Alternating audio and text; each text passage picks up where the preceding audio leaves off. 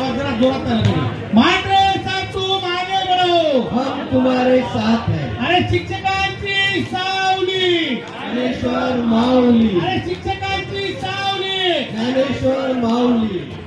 महाराष्ट्र राज्य शिवछत्रपती शिक्षक संघटना ही छत्रपती शिवाजी महाराजांच्या नावाने आम्ही शिक्षकांच्या न्याय आणि हक्कासाठी निर्माण केले आहे आणि या संघटनेचं मुहूर्तमेढ आम्ही विजयादशमीच्या दिवशी 2 वर्षापूर्वी पुरवलं होतं आणि त्याला आज 2 वर्षे पूर्ण होत आहेत। त्या निमित्ताने आज आम्ही या ठिकाणी विजयादशमीच्या मुहूर्तावर दुसरा वर्धापन दिन सोहळा या ठिकाणी साजरा करत आहोत। या कार्यक्रमामध्ये या मेळाव्यामध्ये आम्ही आमच्या सोबत असलेले जे आमचे सल्लागार आणि काही सेवानिवृत्त शिक्षक झाले आहेत त्यांचा सन्मान या ठिकाणी केला आहे। संघटनेचे काही सदस्य झाले आहेत, त्या सदस्य झालेल्या लोकांना आम्ही त्यांचे ओळखपत्र सुद्धा या ठिकाणी दिले आहेत। तर त्याचबरोबर संघटना काय काम करते, संघटना कशा पद्धतीमध्ये रुजली पाहिजे, संघटनेचा हेतू काय याविषयी मार्गदर्शन सुद्धा आपण या ठिकाणी आयोजित केलं होतं आणि भरपूर लोक 500 पेक्षा जास्त लोक या 5 जिल्ह्यातून या ठिकाणी या संघटनेच्या वर्धापन दिनानिमित्त आलेत। विविध प्रकारची मी 2.5 वर्षामध्ये केलेली कामं या ठिकाणी आपण सगळ्यांना सांगितली आहेत। 10,000 पेक्षा जास्त कामं आपण करण्यामध्ये यशस्वी झालो आहोत। अनेक अनुकंप तत्वावरच्या लोकांना आपण 141 लोकांना आपण न्याय मिळवून दिलेला आहे। अनुदान असेल, पेन्शन असेल, आश्वासित प्रगती योजना असेल, अशैक्षणिक कामं असतील, प्राथमिक माध्यमिक उच्च माध्यमिक आश्रमशाळा असतील, त्याचबरोबर डिग्री कॉलेज असतील, या सगळ्या शिक्षकांचे जे काही प्रश्न आहेत ते मुख्याध्यापक असतील, शिक्षक असतील, शिक्षकेतर कर्मचारी असतील, विद्यार्थी असतील किंवा संस्था लेवलचे असतील, त्या सगळ्या प्रश्नांच्या या ठिकाणी उहापोह आपण केला आहे आणि सर्वांना ही संघटना वाढवण्यासाठी आपण मदत करा अशी विनंती केली आहे। हे सर्व काम करत असताना राज्याचे मुख्यमंत्री देवेंद्र फडणवीस साहेब, उपमुख्यमंत्री आपले एकनाथजी शिंदे साहेब, उपमुख्यमंत्री अजितदादा पवार असतील, शिक्षण मंत्री दादासाहेब भुसे असतील आणि आमचे रवींद्र चव्हाण साहेब असतील, उदयजी सामंत साहेब असतील, ही सगळी मंडळी, कोकणातले सगळे नितेशजी राणे साहेब असतील, प्रतापजी सरनाईक साहेब असतील, गणेशजी नाईक साहेब असतील, त्याचबरोबर या ठिकाणचे सगळे आमचे आमदार खासदार असतील, हे सर्वजण सातत्याने माझ्या पाठीशी असतात। म्हणून मला हे काम करण्यामध्ये यशस्वी येत असते। खास करून रवींद्र चव्हाण साहेब जे भारतीय जनता पार्टीचे प्रदेशाध्यक्ष आहेत आणि आमचे ते सातत्याने सगळ्या कामामध्ये मला मदत करत असतात। ते अत्यंत प्रभावीपणे आमचे जे काही शिक्षकांचे प्रश्न असतील ते माननीय मुख्यमंत्र्यांपर्यंत पोहोचवत असतात। गिरीजी महाजन साहेब असतील, त्याचबरोबर पंकजी भोयर साहेब राज्यमंत्री असतील, हे सगळे लोक सातत्याने या संघटनेला आमच्या सातत्याने शिक्षकांची कामं करण्यासाठी मदत करत असतात। आज संघटनेचा वर्धापन दिन सोहळा या ठिकाणी आनंदामध्ये उत्साहामध्ये साजरा केला आहे। शिक्षकांमध्ये, कार्यकर्त्यांमध्ये एक नवीन ऊर्जा आणि प्रेरणा प्रोत्साहन भरण्याचं काम या ठिकाणी केलेलं आहे। आज दसरा आहे, आपल्या माध्यमातून मी सर्व नागरिकांना, सर्व शिक्षक बंधू भगिनींना दसऱ्याच्या खूप खूप शुभेच्छा देतो। प्रत्येकाच्या जीवनामध्ये हा दसरा आनंद, ऐश्वर्य, संपन्न आरोग्य असं लाभो असं ईश्वराला प्रार्थना करतो आणि आपल्या माध्यमातून सर्वांना शुभेच्छा देतो। धन्यवाद।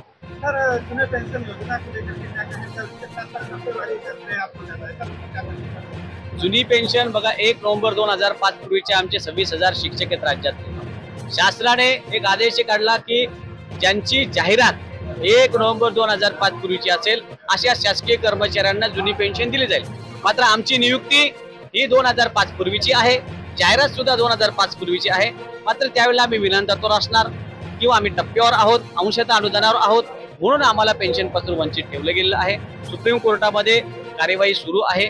निश्चितपणे राज्य शासनाला विनंती करून राज्य शासन त्याच्यामध्ये पुढाकार घेऊन येणाऱ्या दिवसात लवकरच जुनी पेन्शन 26,000 शिक्षकांना देण्यासाठी प्रयत्न करेल। याकरता मी शिक्षक आमदार म्हणून सातत्याने प्रयत्न करणार आहे। अनुदानाचा विषय तर सुटलेच आहे, आता टप्पा अनुदानाचा विषय सुटलेला आहे। आता 80% लोक पोहोचलेले आहेत, काही 40 वर जाणार, काही 60 वर जाणार, काही 80 वर आले, काही 99% आले आहेत।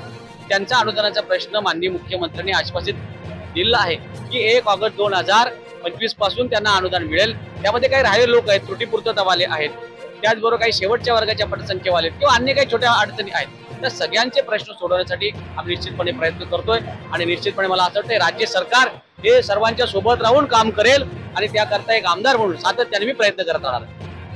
मांडरे साहब तुम आगे बढ़ो, हम तुम्हारे साथ हैं। अरे शिक्षकांची सावली ज्ञानेश्वर माऊली, अरे शिक्षकांची सावली ज्ञानेश्वर माऊली। माननीय आपले सल्लागार यांचा आपण यथोचित सत्कार आज संघटनेच्या दुसऱ्या वर्धापन दिनावर भरवा। लोकांना तिथे बोलवा, तुमचं काय अडचण आहे, काय प्रॉब्लेम्स आहेत का, शाळांना व्हिजिट करा, शाळांना संपर्क प्रमुख नेमा, त्यांना कामं वाटून द्या आणि कोणाच्या अडचणीत त्या समजून घ्या. इथे कल्याणमध्ये प्रशांतजी बाबरे सरांनी उदाहरण दिले, त्याचबरोबर अनेक आपले कार्यकर्ते की नेहमी सर्वांच्या सुखदुःखामध्ये ते सहभागी होत असतात. साधारण कोणाच्या सुखदुःखात सहभागी गेलात ना व्हायला, तर तुम्ही गेलात नाही, ज्ञानेश्वर मात्र गेला, असा अर्थ त्या ठिकाणी होता असतो. लक्षात ठेवा.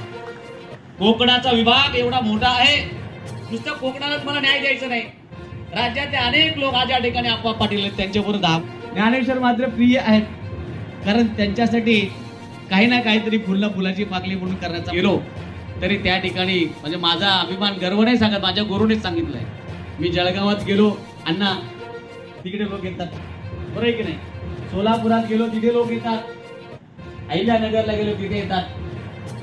आत्ताही सकाळी फोन, सर आम्हाला कधी सभासद करणार, जालन्याचे लोक म्हणतात आम्हाला कधी सभासद करणार. मी बोलले पहिल्यांदा माझं कोकण व्यवस्थित करू द्या, मग मी पश्चिम महाराष्ट्र, मग खानदेश, मग विदर्भ, मराठवाडा सगळीकडे जाऊ, पण पहिल्यांदा माझा कोकण मजबूत झाला पाहिजे. कारण जिथे आपण काम करतोय तिथे आपल्याला आपली संघटना मजबूत झाली पाहिजे. आणि आता ही कोकणाची संघटना तुम्हाला सगळ्यांना मजबूत करायची आहे, तुमच्या हातामध्ये मी सोडत आहे, लक्षात ठेवा. आता आप्पा इथे आले म्हणजे जरी ते कास्ट ट्राईब संघटनेचे कार्याध्यक्ष असले तरी माझे मित्र आहेत, ते सदैव माझ्यासोबत. इकडे आमचे डावरे सर आले, काय विना तत्वाच्या कृती समितीचे सचिव आहेत, पण सदैव माझ्यासोबत आहेत, माझे मित्र आहेत. ही सगळी माणसं, अन्य संघटनेची माणसं जी आपल्याशी जोडली ती सतत आपल्या सोबत आहेत आणि त्यांना घेऊनच आपण चांगलं काम करतो. टाके साहेब, अभ्यंकर साहेबांचे माझे ऋणानुबंध असे, जसे जाधव सर आहेत तसे अभ्यंकर साहेब माझे संघटनेतले गुरु. सगळ्यांना ते आवडलेलं आहे, बरोबर आहे की नाही, सगळ्यांनाच आवडलेलं आहे.